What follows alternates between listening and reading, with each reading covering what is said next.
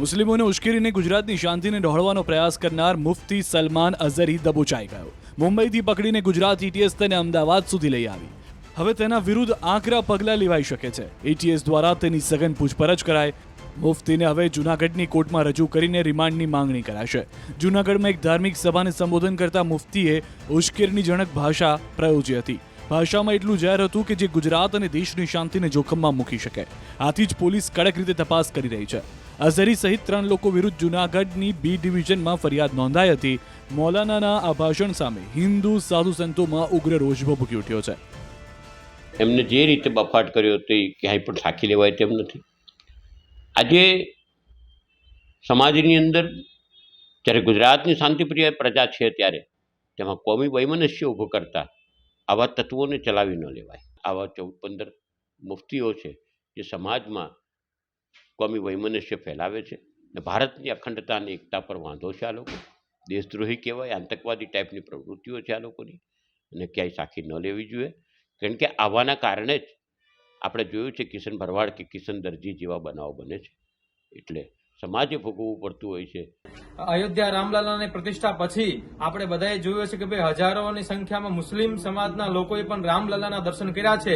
ભારતમાં જ્યારે પ્રધાનમંત્રી નરેન્દ્રભાઈ મોદી અને સમગ્ર જ્યારે ભારત હિન્દુ, મુસ્લિમ, શીખ અને ઈસાઈ આ બધો જ ભેદભાવ વગર જ્યારે ભારત એક વિશ્વગુરુ બનવા જઈ રહ્યો છે ત્યારે મૌલાના મુફ્તી જેવા નફ્ફટ માણસો ઉપર કડકમાં કડક કાર્યવાહી થવી જોઈએ. અને મૌલાના મુફ્તી જેવા જે પણ હિન્દુ વિરોધી અથવા તો સનાતન ધર્મના ભારતને અખંડિતતાને જે લોકો નુકસાન પહોંચાડે છે એવા લોકોને હું તો કહું છું કડકમાં કડક સજા આપવી જોઈએ, ફાંસીની સજા આપવી જોઈએ, અથવા તો આ લોકોને ભારતમાંથી બરતરફ કરીને પાકિસ્તાન મોકલી દેવા જોઈએ.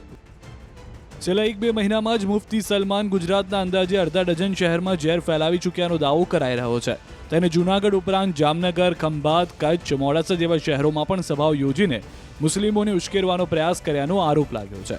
અગાઉ રવિવારે રાત્રે જ્યારે મુફ્તી સલમાન અઝહરીને દબોચવામાં આવ્યો ત્યારે જોરદાર ડ્રામા જોવા મળ્યો. મોટી સંખ્યામાં ટોળા ભેગા થયા અને હોબાળો કરવા લાગ્યા. आपको मैं बता रहा हूं, मैं कोई क्रिमिनल नहीं हूं और न ही किसी क्राइम पर मुझे यहाँ लाया गया. मेरी तकरीर के मुताबिक जो तहकीकात इनको करनी है वो कर रहे हैं.